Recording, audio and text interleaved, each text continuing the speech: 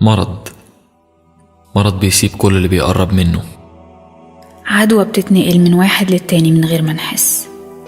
أنا كنت فاكر في الأول إن الموضوع سهل وممكن يعدي على طول، زي أي دور برد آخره 3-4 أيام وهخف منه. طلع الموضوع أكبر ما كنت متخيلة.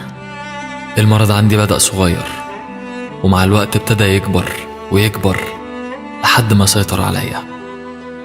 كنت عايشة حياة طبيعية زي أي حد لحد ما جالي المرض ده. لقيت بعدها الناس بتتهرب مني، خايفين يتعدوا مني. حتى أهلي حسيت إن كلامهم قل معايا، ما بقاش زي الأول.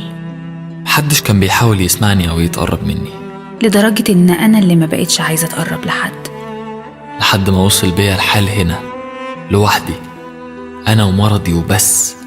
حبيته، خدت عليه، بقينا نكلم بعض ونسمع بعض، ما نسمعش إلا بعض. وفي يوم حسيت إن هو اللي بيتكلم لوحده، مش مديني فرصة إن أتكلم. شل حركتي، ما بقيتش قادرة أسمعه ولا هو قادر يسمعني.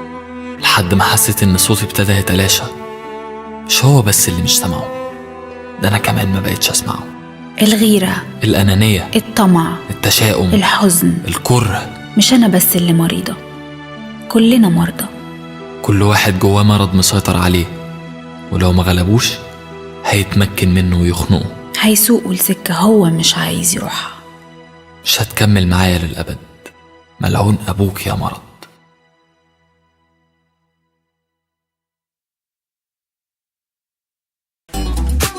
راديو كامل. راديو كامل، محطة على المحطة.